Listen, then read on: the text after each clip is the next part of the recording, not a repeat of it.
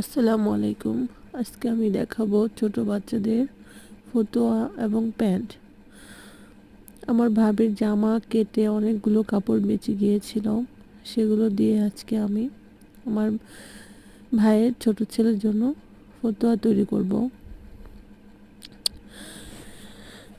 ফতুয়ার measurement আমি draw করে দেখিয়ে দিয়েছি, আর কিছু কিছু অংশ আমি সেলাইটা দেখিয়ে দেব। সব কিছু দেখানো সম্ভব না, তবে মেন জায়গাগুলো আমি দেখিয়ে দেব। এখন সেলাই করে নিব। এখানে আপনারা টিপ বোতাম কিংবা বোতামও দিতে পারেন।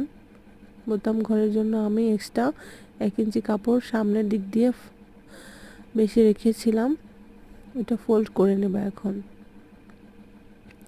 আর গলার দুই পাশে কাঁধ জোড়া দিয়ে আমি এই বোতাম ঘরের এই পার্ট থেকে পাইপিং লাগানো শুরু করব। তাই আগে বোতামের জায়গাটা রেডি করে নিচ্ছি।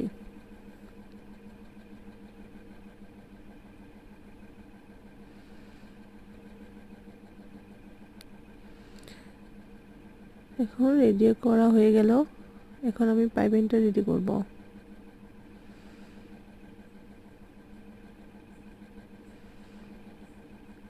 আমি আগে কাঁধ জোড়া দিয়ে নিয়েছিলাম, ওটা ভিডিও করে দেখানো হলো না।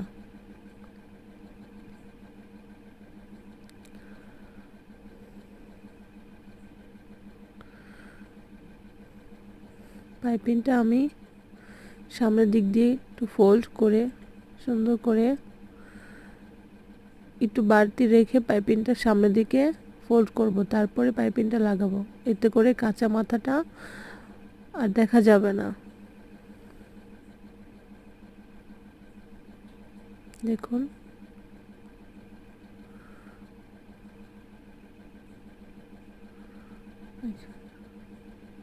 এবার আমি ঘুরিয়ে ঘুরিয়ে পুরো পাইপিংটা লাগিয়ে নিব।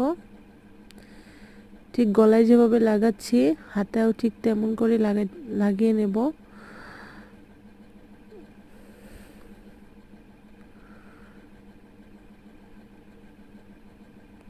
এবং বাড়তি কাপড়গুলো কেটে ছেটে নেব, যাতে পাইপিংটা সুন্দরভাবে বসতে পারে। দেখুন,